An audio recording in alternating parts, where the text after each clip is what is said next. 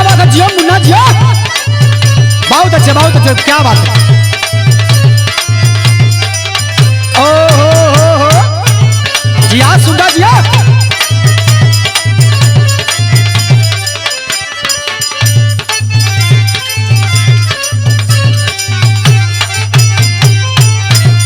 बहुत खूब जिया।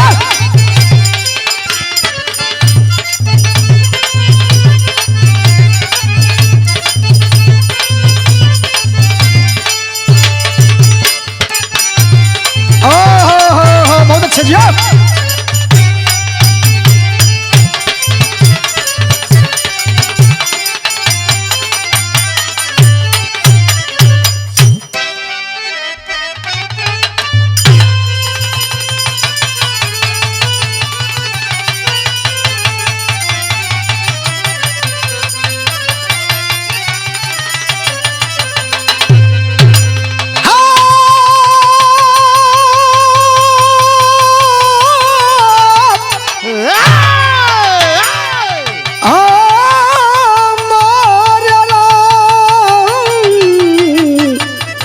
संवरिया भोले बाबा जोगिया हो राम।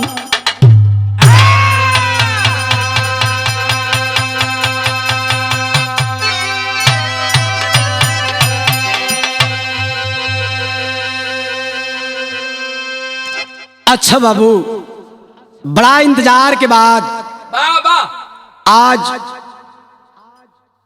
हम लोगों के गार्जियन बड़े भैया श्याम डिजिटल स्टूडियो के मालिक कमलेश प्रजापति के देख रेख में एक धमाकेदार बिरहा की प्रस्तुति बा। और बिरहा आज के श्रोता सज्जन तमाम प्रकार के सुनत हो, लेकिन मास्टर ये बिरहा अपने आप में एक अलग छाप है, एकदम साफ साफ भूमिका के तहत कवि का कहना है बिरहा हो कैसन। आवालाल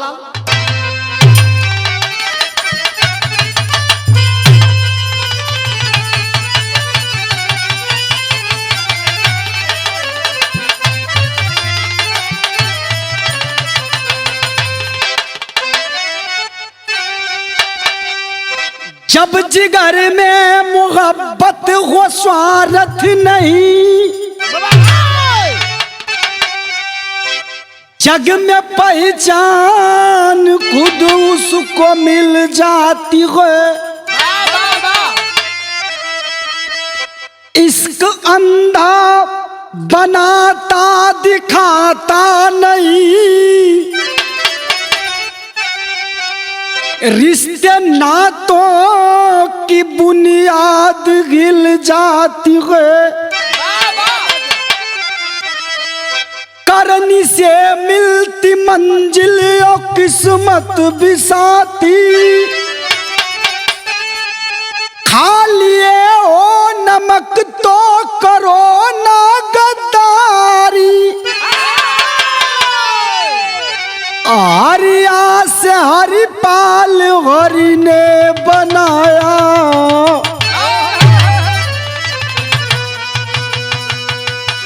प्रवीण भैया लाल बस यही वफादारी।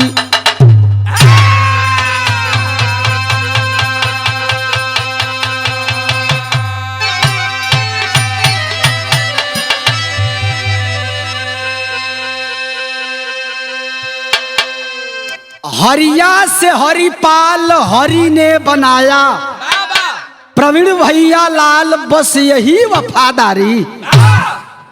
मास्टर एक लाइन कव्वाली का टुकड़ा काटे भोजपुरी गीत का टुकड़ा लगल आ सुन एकदम मिजाज से आव। कौनो आशिक अपना मासूका से कल सुन इतना सस्ता प्यार नहीं खे। का कलश बहादुर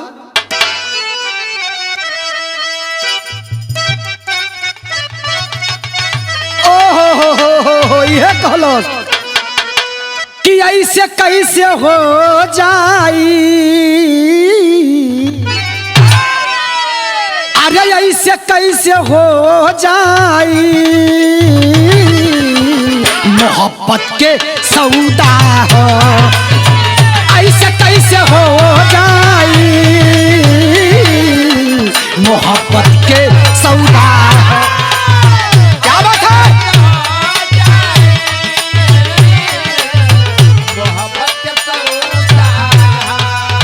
एक बात और कलश आशिक, जब लया कलड़ी ना तबल बतिया पढ़ी ना। क्या बात है?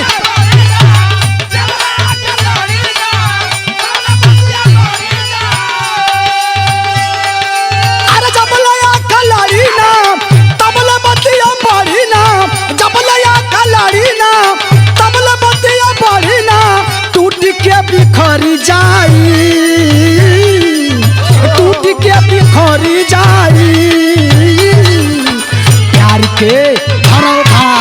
बोलो बोलो, क्या बात है? बहादुर हो।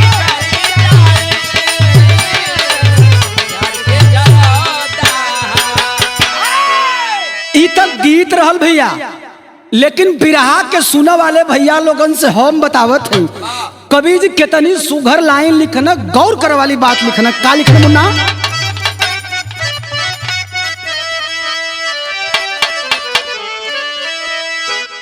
अरे आदमी के जीवन में, आदमी के जीवन में हर समय अनोखा है। बहुत अच्छे जी आप।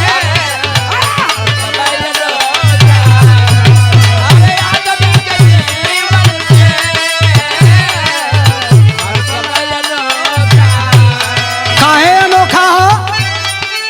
बात हमर माना तू, सही है क्या जाना तू।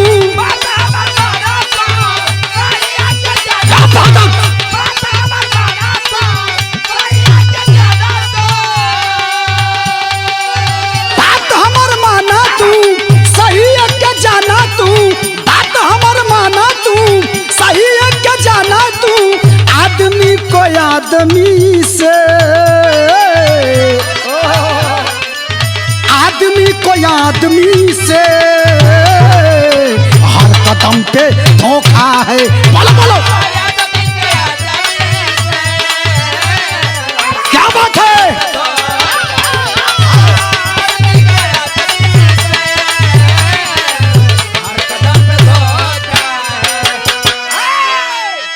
आदमी के जीवन में हर समय अनोखा है। बात हमार माना तू, सही है के जाना तू। आदमी को आदमी से हर कदम पे धोखा है। हमारे बिरहा की शुरुआत हो गई। सुनने वाले भैया बाबू चचा दादा लोग, बिरहा हमारा हो कैसन, कहाँ का बात है, कैसन बात है। एक एक लाइन बजा के साफ साफ आवा मुन्ना। कैसे?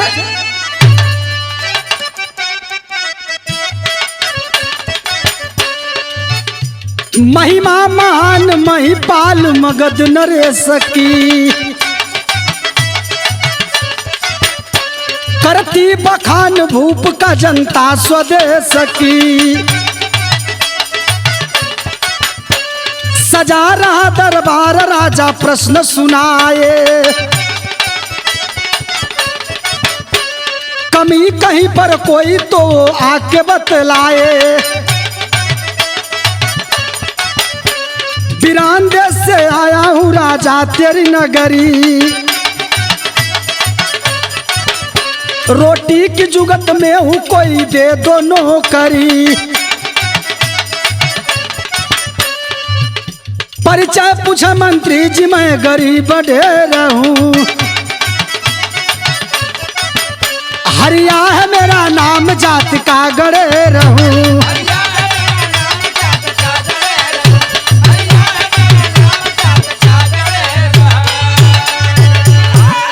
बाबू बात के समझ ला।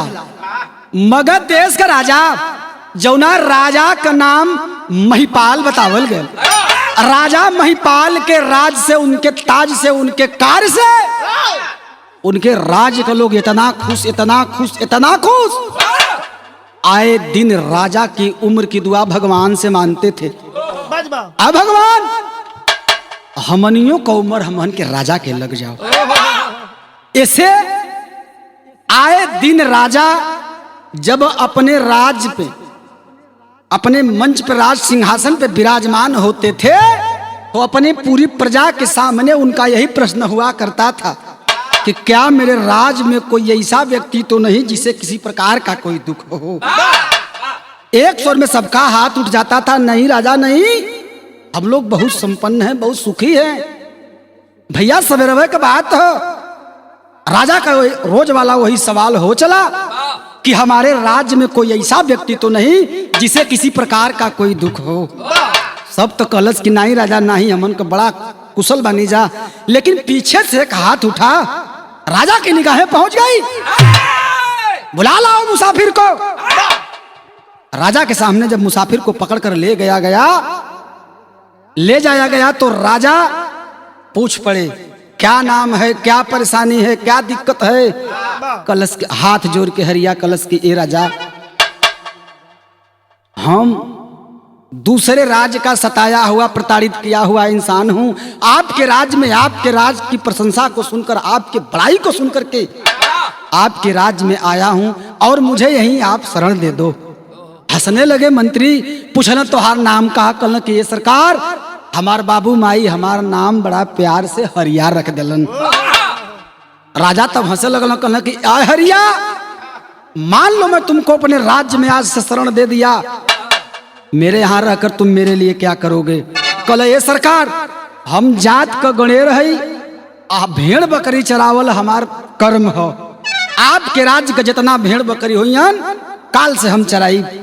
राजा पूछ पड़े, मजूरी कितना लेबा। हरिया कल सरकार, भर पेट भोजन, पहिरे बदे वस्त्र, ऊपर से आप जौन दे देबा हुआ हमार तनख्वाह हो जाई। आदेश हो गया राजा का। दूसरे दिन सुबह से हरिया गडेरिया भेड़ बकरियों को लेकर के जंगल में चला गया। जंगल में भेड़ बकरी चरावत, धीरे धीरे कुछ दिन बीत गए। जब दिन बीतल है बाबू, हरिया गडेरिया के दिमाग में आ गल कि हम वो राजा का नौकर है जौने राजा के उम्र का दुआ भगवान से लोग मांगे। अगर राजा के भेड़ बकरी के कोनो जंगली जानवर खा जाई या हम ही के मार के खा जाई तो राजा के साथ गद्दारी हो जाई। कलयुगी परिवेश में वो सोचलस कि दुनिया का सबसे सस्ता देवता भगवान त्रिलोकीनाथ शंकर जी हुवन। लगल तपस्या कर। धीरे धीरे काफी समय गुजर गए बाबू। भगवान शंकर एक दिन 42 सीलम गांजा पियल, नशा में भैल, कहना रे बाप रे बाप, मृत लोक में मेरा कोई ऐसा भक्त है काफी लंबे समय से मेरी पूजा करता चला रहा है, क्यों न चलकर उसका परिचय जान लूं, उसकी परेशानी को जान लूं। वही जंगल में जब भगवान शंकर प्रकट भइलन, बजौना झमझमा के डमरू, कहना बेटा हरिया, हरिया का आँख खुल, कल प्रभु बड़ा देर कैला, कलऊ कुल मत कह, हम तो से जानल चाहते कि तो को दिक्कत का है। लेकिन भगवान शंकर कौना भाव में पूछना, मास्टर गीत बदल गए, सुन ये गीत के स्वर्गीय रामदेव उस्ताद अपने जवानी में गावा, आज के गवैयन के मान कई कुल बोझा ना है। कौन गीत है मुन्ना?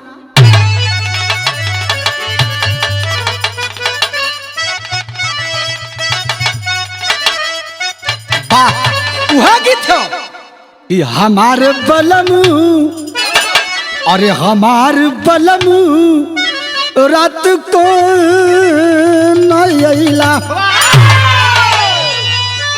धोती धुमिल रहे, अरे कुर्ता मैल रहे, तो हर क्रिय मोर राजा नैला। बहादुर भैया जी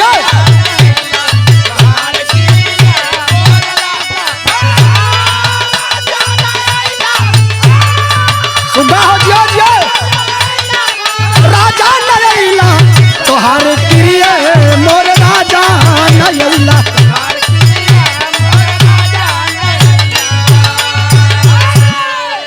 ए बाबू, ई तक गीत रहल भगवान त्रिलोकी अड़भंगीनाथ। हरिया गणेरिया से जंगल के बीच में पूछला का भैया, यह कहलन, अरे बोलाए बचवा बोला ए बचवा कवन कारण बोलवला।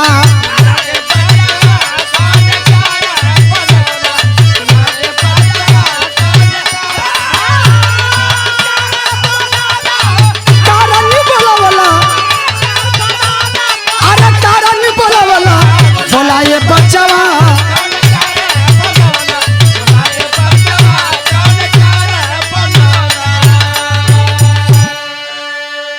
हंसे लगल गड़रिया कल प्रभु इतना दिन के बाद आप पहला ही है जानल चाहत हो कि हम आपके काहे बोलौली। तला सुन ला हरिया गड़रिया कहलस का लागे जंगलवा में हमारा के डर हो अप्राण प्यारा गई दा फल अमर हो।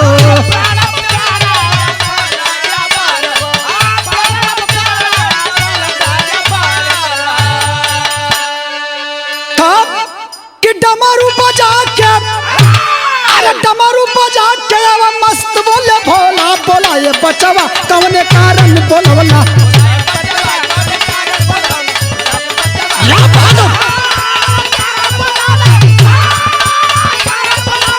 कारण बोलवला, बोला ये बचवा।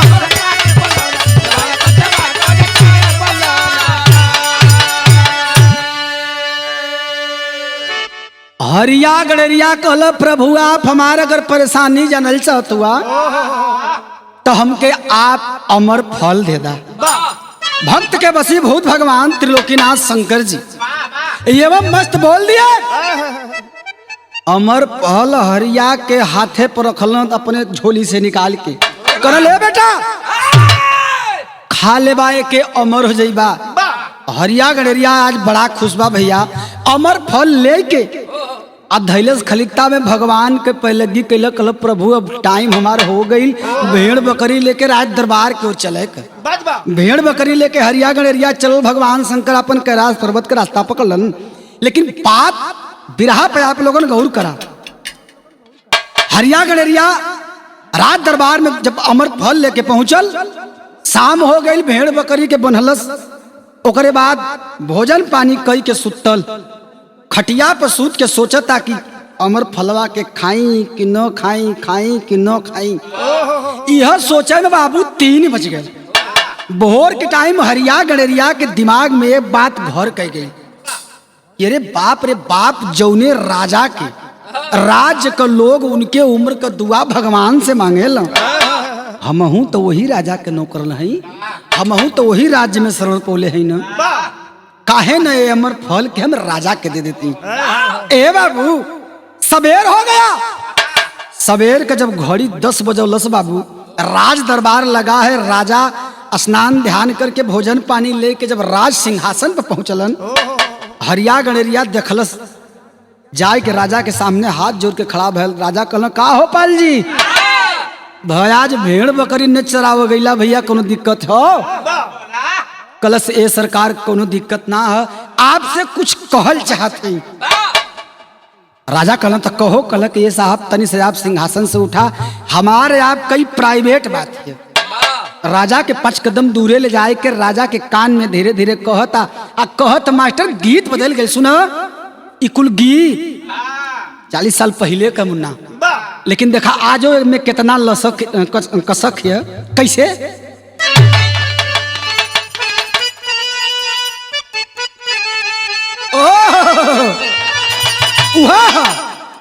कि चढ़ाली जवानिया अरे चढ़ाली जवानिया हमार मोर राजा गवनावा ले जा अगहन में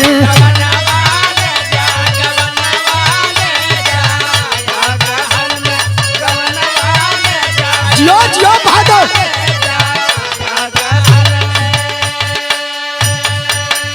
ई तक गीत का लाइन रहल लेकिन बाबू बिरहा पर गौर कर यार हरिया गणेरिया राजा महिपाल से कनवा में कहलस का कल भैया कि हाथ जोर हरिया अरे हाथ जोर हरिया खड़ा समनवा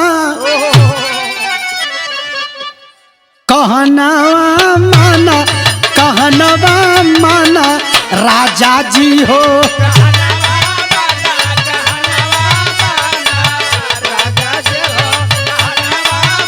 बहुत अच्छा जियो जियो बहादुर जियो।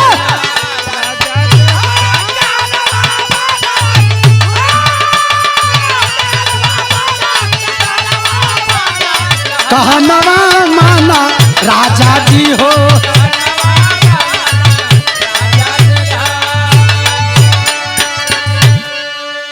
बाबू हरिया गणेरिया कलश की ए राजा हमार बतिया यह कथम बतैबो करबे कि खाली हमके पहले बुझेबे। हरिया गणेरिया राजा से कहलस का बहादुर कि 12 साल तपस्या कैली बात ले बा मानी। जियो जियो ए राजा हम जंगल में जाके भेड़ा बकरी खाली न चराइला कैली का। अरे 12 साल तपस्या कैली बात ले बा मानी। अमर फल हमके भोले दानी।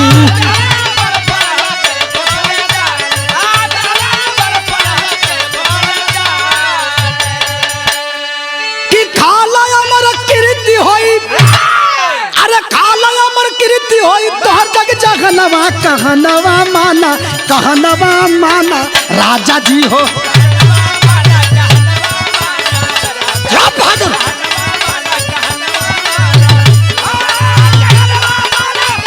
सुनता हो भैया जिया मालिक जिया।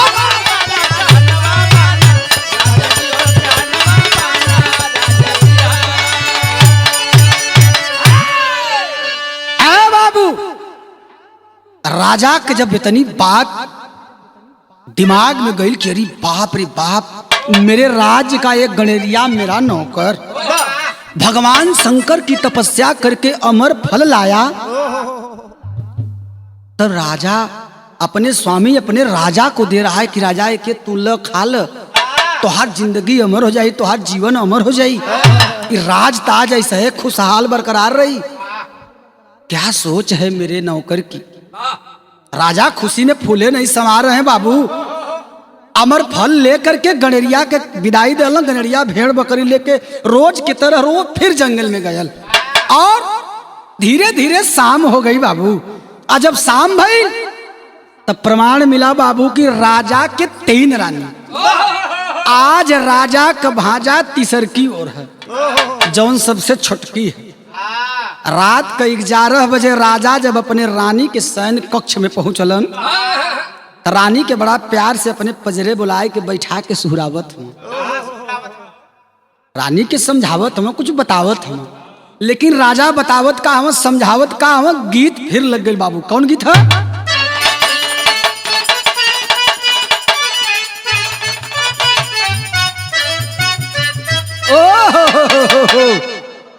कौनो मेहरारू के जवानी का पानी अड़ते नहीं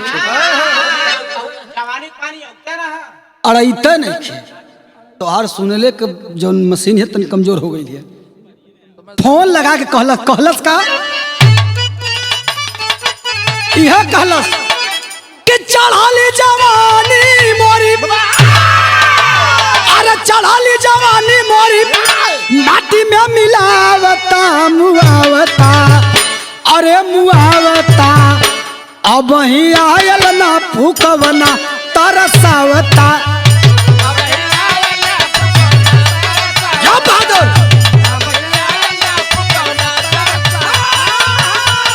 क्या बात है जियो जियो बहादुर जियो। तरसावता अब ही आयल ना फूकवना तरसावता।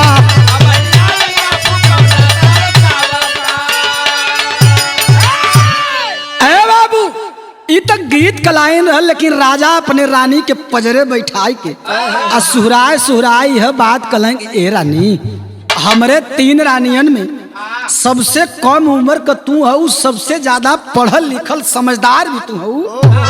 तो के हम एक ठे राय देते राय का देते राजा कहला रानी से का कहल बाबू कि रानी के राजा अपने। अरे रानी के राजा अपने बाजारा बोलावेला बतावेला अरे बतावेला राजपाट के मरम समझावेला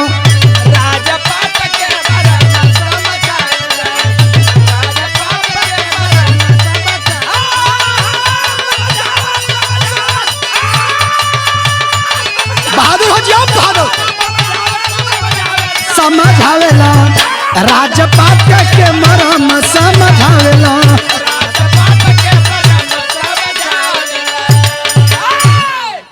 रानी कहली तोहार पहली हम समझ ना पाओ थी का कहल चाहत हुआ राजा कहला तू पागल हो अरे जिंदगी और मौत का फैसला करे वाली वस्तु तोहरे बदले लेके आल है ए रानी राजा अपने सदरी में से निकाल के रानी के सामने रखलन तो कहलन का मास्टर कि नीत नियम से तोहर चाली है ससनवा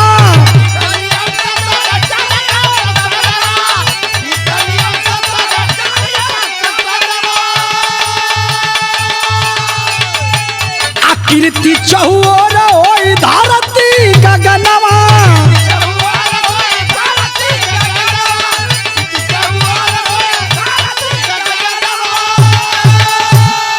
कि अमर फल थमा के अपन अरे कोरा में दबावेला बतावेला अरे बतावेला राजपाट के मरम समझावेला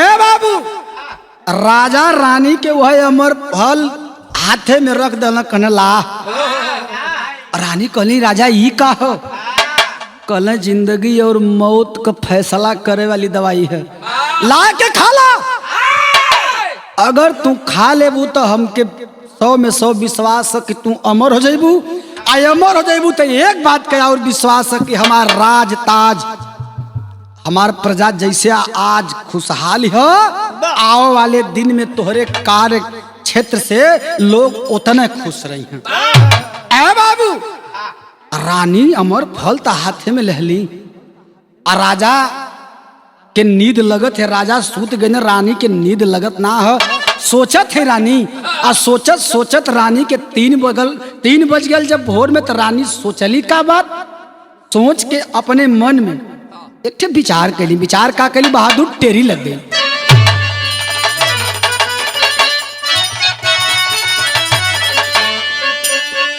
कि खजनवा अरे खजनवा से बस काम ना चली समरी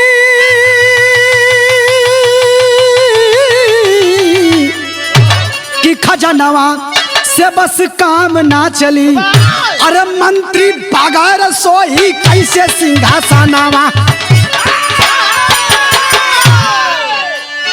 रानी सोचत है कि मंत्री बगैर सोही कैसे सिंहासनवा खजनवा से बस काम ना चली हमरे गौले का मतलब हमरे बिरहा का मतलब पंचो बता देते ही रानी और मंत्री का नाजायज संबंध रहे सोच गई रानी कि हम तो अमर फल खा ले हमार चौचक जवानी इतरे बनल रही लेकिन मंत्री बुढ़ाए जे तो खजाना राज घराना रही के का करी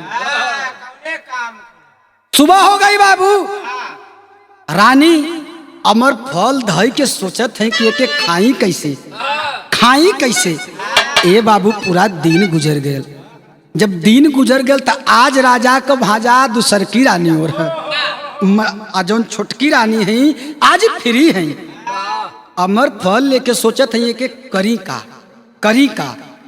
का यह सोचत है उनके दिमाग में एक बात आई बात कौन आई रानी कैली का छंद में लगा बाबू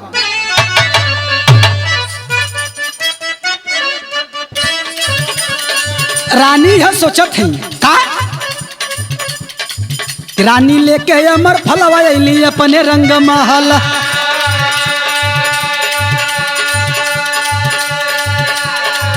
दिन भर कैली गुण नवाई गईल रतिया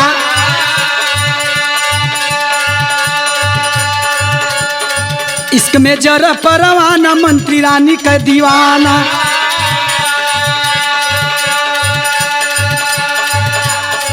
हवस का आग बुझावे खातिर चली अली रतिया।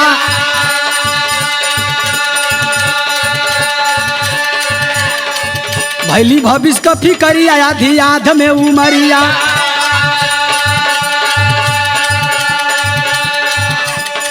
रानी किरिया धरवली मराइल मतिया।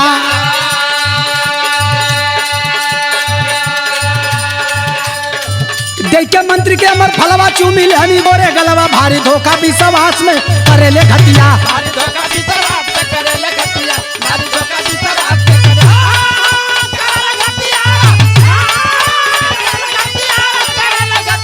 भारी धोखा विश्वास में करेले घटिया।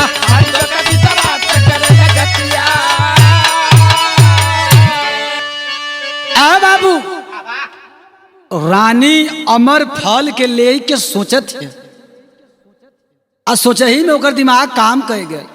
राजा आज मझिलकी रानी और हम आई रानी ले के अमर फल भागल भागल मंत्री के कमरा पर पहुंचल। एक केवाड़ी ठोक के खोलौलस कल का हो मंत्री जी कहला का भाई बड़ा लेट कैलू। कहला लेट कैली ना देर से अली दुरुस्त अली तोहरे बदे एक सामान लेके आल है, एक तोहफा लेके आल है। मंत्री जी सोच गए कि रे भाई का ले आयल रानी। रानी वह अमर फल मंत्री के सामने रख दिली। कनी ला एक खा ला बरोबर तू 28 साल का रहबा। मंत्री जब अमर फल देखल पैर तले जमीन खिसक गई। अरे बाप रे बाप रानी हमके इतना प्यार करले कि जिंदगी और मौत वाली फैसला करे वाली दवाई पौली तो भागल भागल हमारे पास लेके चलिए नहीं ए बाबू। लेकिन कुछ बड़े डोमड़ा किस्म का आदमी होला जानते हो कैसन उनकर एक आध जगह काम नहीं चला हमारे में हम लेकिन नाम नहीं ले भाई के नाम मत लिया। तब मंत्री अमर फल तलहलन भोरहरी के बेला रानी झटके में निकल गई। अमर फल लेके मंत्रिया सोचा था कि अमर फल के हम करब का तो एकर निशाना रहल कहाँ वही राज के अंदर रहे वाली नाच गाना करे वाली नर्तकी जो आए दिन राजा के दरबार में जब नाच गाना का प्रोग्राम लगे तब नाचे मनोरंजन का साधन बने। नर्तकी जो नर्तकी के नाम सुगंधा रहल वही सुगंधा नर्तकी के चक्कर में मंत्रिया महीना भर से पगलायल है। सोच गल कि मौका बढ़िया मिल गल। वही लगले 4 बजे भोरवा में अमर फल लेके भागल भागल नर्तकी के क्वार्टर पर गयल। लेकिन नर्तकी रहल कैसन कवि जी एक लाइन ओकरे खूबसूरती के वर्णन कैला जौने नर्तकी बदे वो मंत्रिया पागल बा। कितनी सुंदर बा गीत लग गई कैसे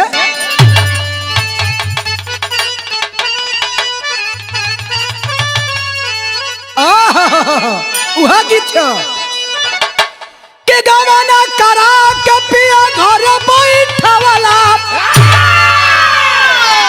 अपने कोई लड़िया मिल रे निर्मोही दगा दे के।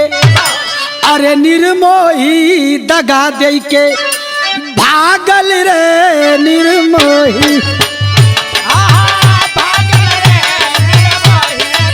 जियो जियो मुन्ना जियो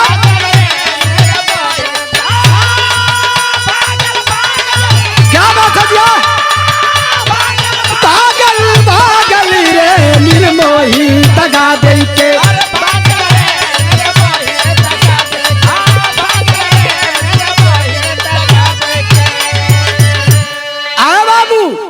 इत गीत रहा लेकिन कवि जी नर्तकी के सुंदरता का वर्णन कैला।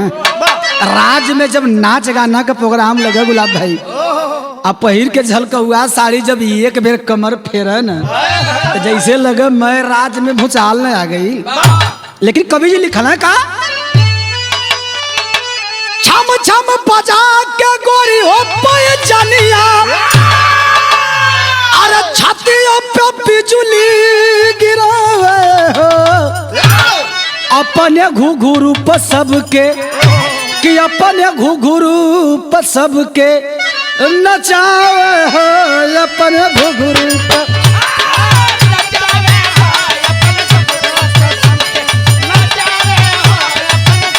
जिया भैया जिया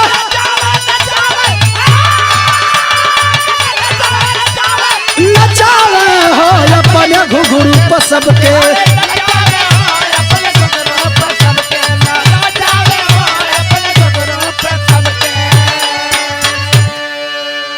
भैया ई तो नर्तकी के खूबसूरती का वर्णन रहल, ओकर सच्चाई रहल, लेकिन मंत्री जी कैला का बाबू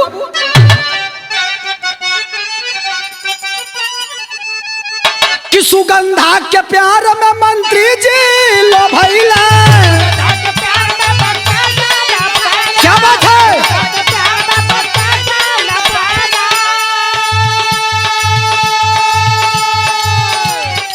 लेके अमर फल वही कोठवा पर गईला।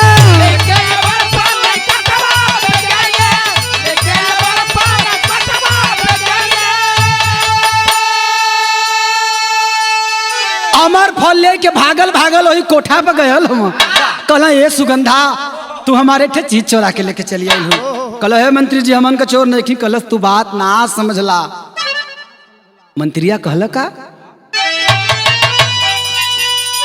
सब कुछ लूटा जब लूटा दा जवानी छतरा से अपने साटा में हो अमर फलवा नर्तकी के थमावे हो अमर फलवा।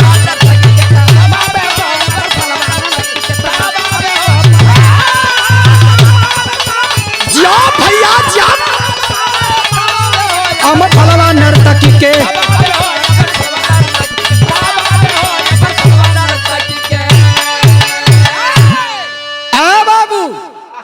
मंत्री जी अमर फल नर्तकी के दलना कहना लाए के सुगंधा तू खा ला। मंत्री जी ये क्या है? सुगंधा पूछले से मंत्री जी ये क्या है? कहना ले अरे जिंदगी और मौत का फैसला करने वाली दवा है बाबू, एक एक खा ला तू आजीवन 18 साल के रहबू। सोच गई नर्तकी आए हाय रे जमाना, जौने राज्य में हम निवास करीला, जौने राज्य का नमक खैली, जौने राज्य के सरजमी पर हम जियत है, ओह राज्य के प्रजा लोग एह राज्य के राजा के उम्र का दुआ भगवान से मांगेला। तो ये अमर फल हम खा के का करब? सोचने लगी ना तक सवेर हुआ बाबू, नाच गाना का प्रोग्राम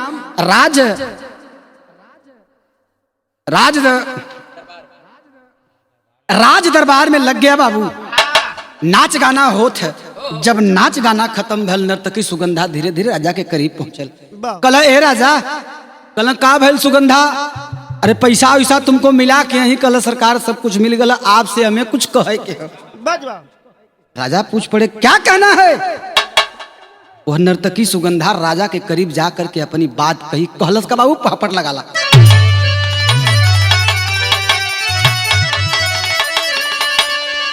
कि बोली नर्तकी, अरे बोली नर्तकी राजा के समानावा सुना रजनावा हो।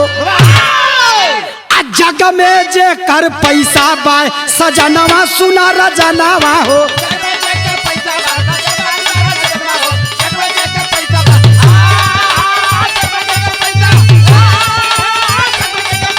अरे जाओ भैया,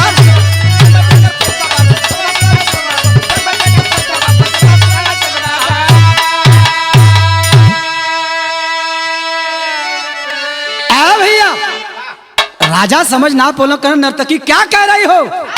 कलश ए राजा आप जानल चाहत हुआ हम का कहल चाहत है? राजा के हाथ पर अमर फल नर्तकी रख दल। कल राजा कि हाई खा लाया अमर फलवा राजा, जुग जुग करा ससनवा हो। सुख समृद्धि बनल रही सब तोहरे राजा दरम्यानवा हो। कि नरक से, अरे नरक से उबरल चाहे खाली तानावा सुना रजनावा हो। जग में जकर पैसा बा सजनावा सुनो रजनावा हो।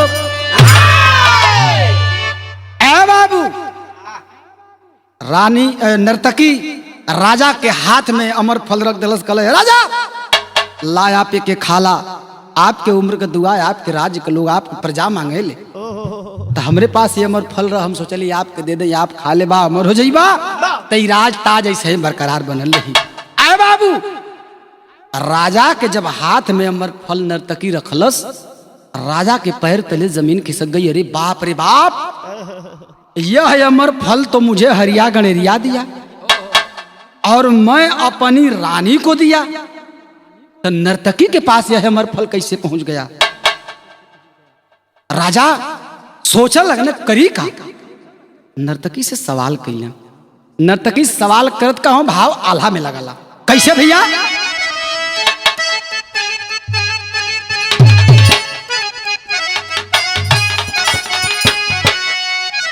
कि बोली है नर्तकी तब, अरे राजा के समानवा भैया।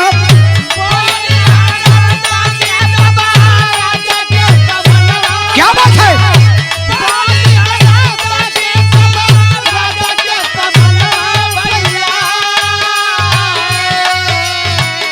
भेदवा बतावे खातिर करना लाचार।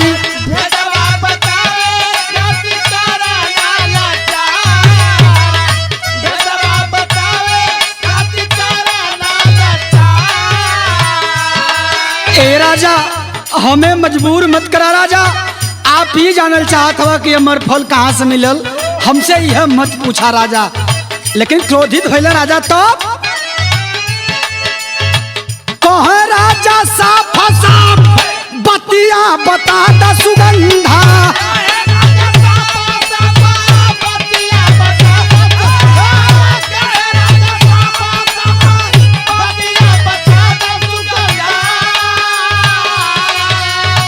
फैसला करा हो नर्तकी तेही बार।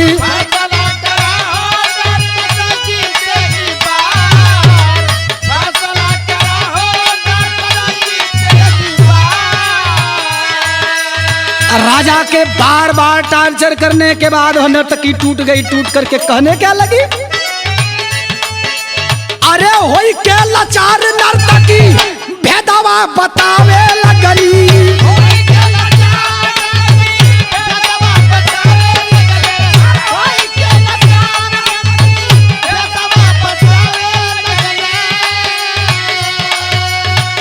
मंत्री जी दिहलन जवन कर हमसे प्यार।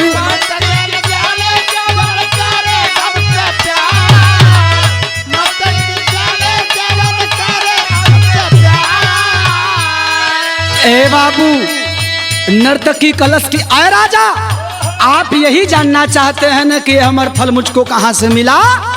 यह अमर फल मुझको आपके राज्य का मंत्री जौन आज सामने मौजूद हुए, यह मंत्री हमके दियलन। तब राजा दरबार अंदर मंत्री के बुलावा भइल।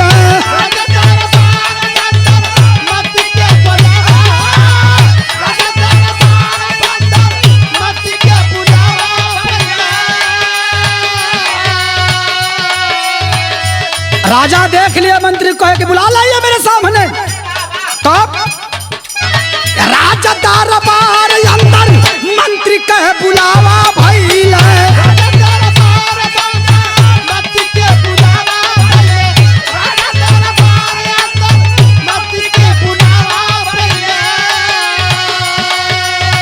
आना कानी करे बरसल कोड़वे के मार।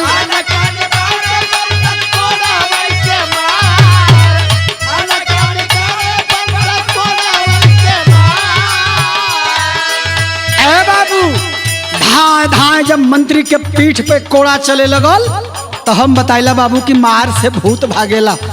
टूट गया मंत्री। मंत्री हाथ जोड़ के रोवत हो राजा के सामने। राजा से कहला का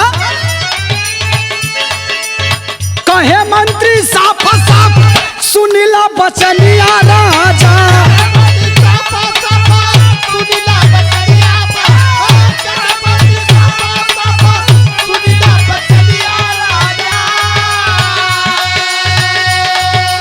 लूट जे किसे जिया पर निस दिन बहार।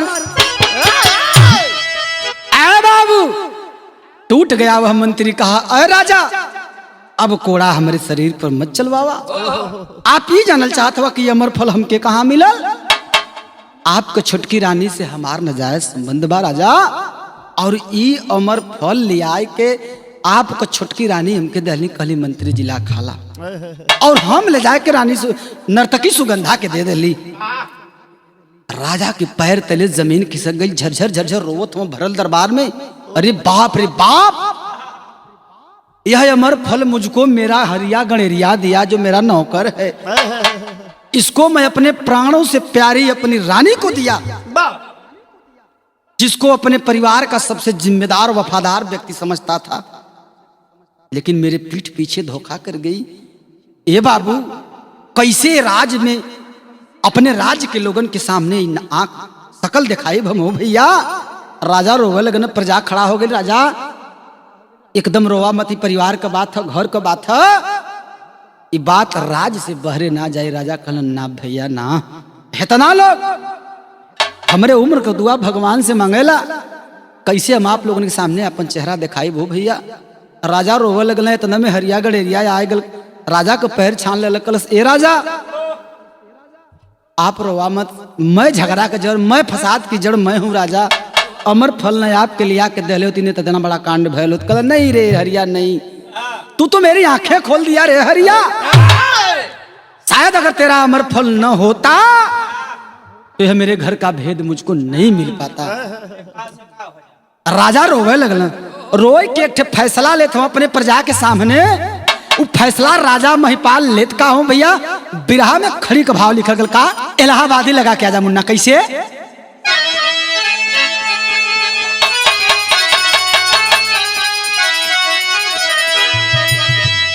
यह कहलन कि के करा पे विश्वास कई के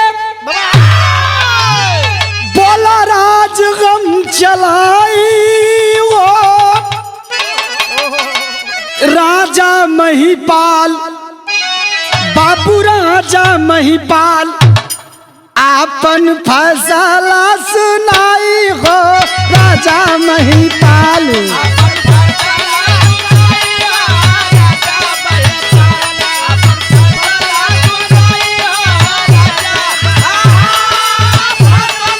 सुनाई बाबू फैसला सुनाई हो राजा महिपाल आपन।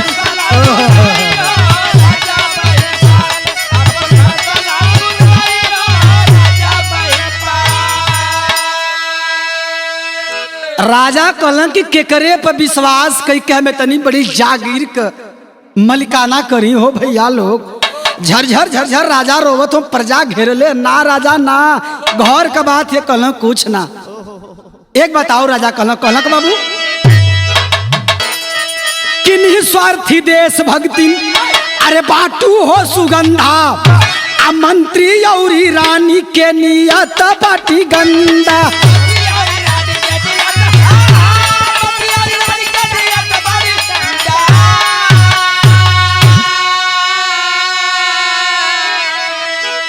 राजा कलम बतावा ये भैया, हमारे राज्य में अंग प्रदर्शन कई के नाच गाना कई के पेट जिया वाली अगर अमर फल पौलस तो हमके लिया के दलस। एक गणेरी का लड़का जो मेरा नौकर है अमर फल पाता है, मुझको ला करके दिया, लेकिन हमारी रानी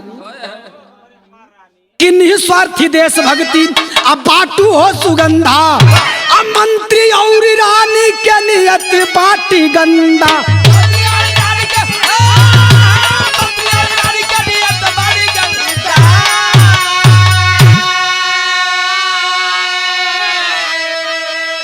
हरिया धालस नमक वाला अरे करजवा चुकाई हो राजा महिपाल, अरे राजा महिपाल आपन फैसला सुनाई हो राजा मही।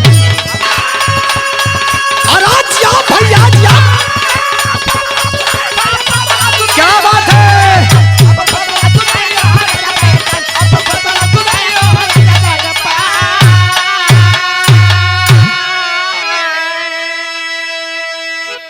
बाबू जब राजाई कलम के हरिया दहलस नमक वाला करजवा चुकाई हो, कलेजा फट गया बाबू हरिया गणेरिया का, जाय के राजा के भरकवाली पट के रोवे लगले। राजा अगर आप कोनो गलत कदम उठा ले बा तो सबसे बड़ा कलंक हमके लग जाई कि एक परदेसी के लिए अपने राज्य में शरण देने मैं झगड़ा का जरी है हो गए।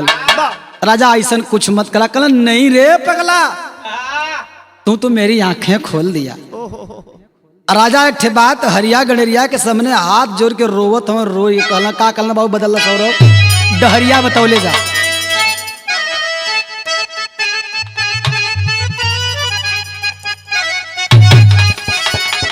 यह कहलन अरे डहरिया बतौले जा, डहरिया बतौले जा, आ गुरु हमार भूलाली डहरिया बतौले जा।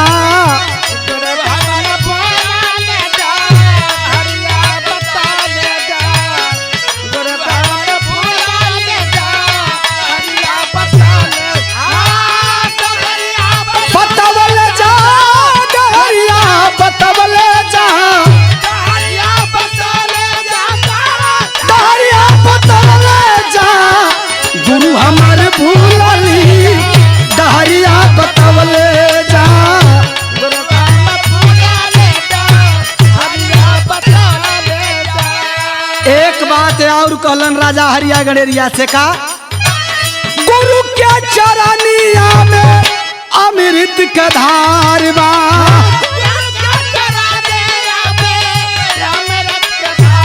जाओ जाओ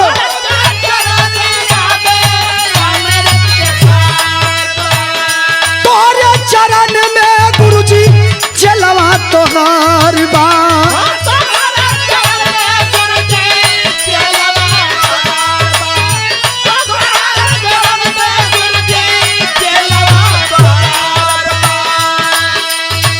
ज्ञान के रोशनिया, ज्ञान के रोशनिया,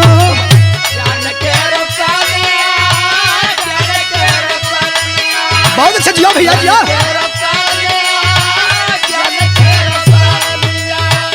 ज्ञान के रोशनिया गुरुजी,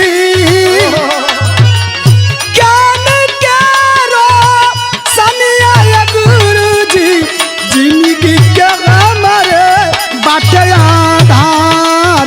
ज्ञान के रोशनिया, ज्ञान के रोशनिया, ज्ञान के रोशनिया, ज्ञान के रोशनिया, ज्ञान के रोशनिया ये गुरुजी, जिंदगी के हमारे बाटे आधार।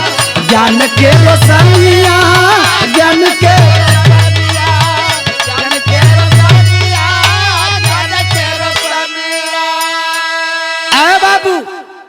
जब राजा महिपाल हरिया गणरिया के पैर में बैठ के यह बात कहत हूँ कि अरे तू तो मेरा गुरु है रे हरिया। हरिया झरझर झरझर रोवे लगल ना राजा, इतना बड़ा कलंक का भागे हमके मत बनावा राजा। आपके हम अपन धर्म के पिता मान के, आपके अपन सब कुछ मान के आपके राज में शरण पहुली राजा। इतनी बड़ा कलंकित हमके मत करा राजा कि समाज हमके जूता मारे। कलन ना रे पगला ना। राजा अपने जिंदगी का सबसे बड़ा फैसला वहीं लेते हैं। फैसला का लेना है भैया लोग। राज के लोगन से इशारा करके पूछत हुवन का दिक्कत है, अगर हम कतो चल जाई, हमके कुछ हो जाई तो तोहन लोगन के राज के उत्तराधिकारी के चिंता है कि राज कैसे चली। हम बताओ थी राजा फैसला का लेना बाबू बढ़ाला।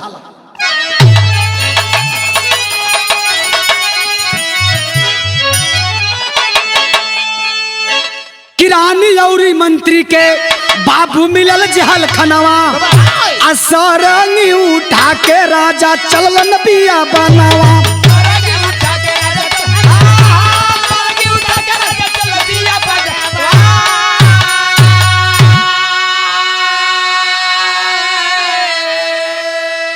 ऐ बाबू फैसला ले लिए राजा, उठा लिए सरंगी और गुदरी। आज जब चले लगलन तो लोग कहले ए राजा ए राज का हुई।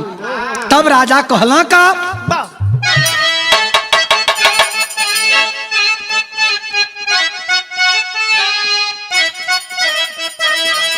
यह कहलन कि हरिया से हरिपाल, अरे हरिया से हरिपाल मगध नरे सदहल बनाई। महिपाल, बाबू राजा महिपाल, आपन फैसला सुनाई हो राजा महिपाल। अरे जियो भैया जियो।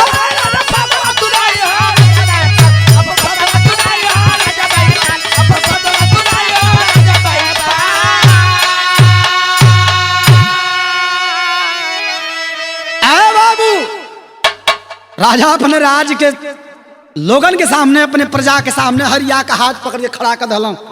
कहला भैया आज के बाद यह हरिया नाम से एक साधारण गडेरिया और हरिया नाम से नहीं जाना जाएगा। यह राजा महिपाल के धर्म का बेटा राजा हरिपाल के नाम से जाना जाएगा और आज से यह मगध देश का राजा इसे मैं घोषित करता हूँ। हरिया राजा का पैर धो के रोवे लगल। कल ये राजा इतनी बड़ी जिम्मेदारी आप दे के जात हवाई ठीक ना करता। कल नहीं रे बेटा नहीं, इस दुनिया में अगर कोई सबसे मेरा वफादार है तो तू है रे बेटा। इसलिए तुम्हारी ईमानदारी और तुम्हारी वफादारी के चलते मैं इस राज्य की सारी जिम्मेदारी तुमको दे के जा रहा हूँ। अपने धर्म का बेटा बना करके राजा बना के जा रहा हूँ। हरिया कल सरकार एक बात और कहला का कल राजा एगो रानी के जेल हो गई, 2 गो रानी है। अगर आप हमके अपने धर्म का बेटा मानत हुआ तो वो लोग हमारे धर्म को मतारी ही राजा, और रानी वाला सिंहासन खाली हो जाई। राजा हंसे लगल, कहना पगला बियाह करबे। कहले राजा बियाह का शौक नहीं के लेकिन मर्यादा सिंहासन को। राजा कहला तब बियाह कैला। राजा की निगाहें पहुंची कहां सुगंधा नर्तकी की ओर। कहला है नर्तकी सुगंधा बियाह करबू। कले राजा बियाह तो कह लेब लेकिन करोड़ना दसौना ठीक ना होला, बहुत दसला। राजा कहला नाही रे पगली अभी राजा हो गई ना। राजा हरिपाल हम हमरे बिरहा के आखिरी लाइन छाप लगा के आओ बाबू। कैसे कि गुरु बिहारी गणेश विश्वास में भारी धोखा, रामदरस अवधू दादा संग गुड्डू मोरे अनोखा। खजानावा से बस काम ना चली, अरे खजानावा से बस काम ना चली। तब प्रवीण भैया लाल के जगमग भयल बिहानावा, खजानावा से बस काम ना चली।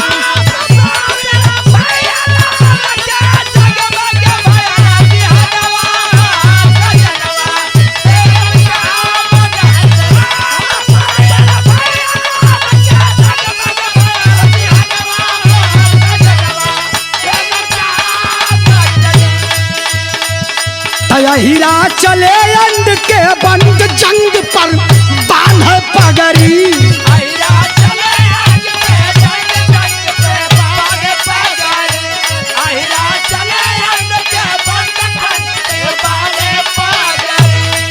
अरे बांध पगड़ी भैया, बांध पगड़ी ये दादा, बांध पगड़ी। हीरा चला अंड के बंद जंग पर बांध पगड़ी।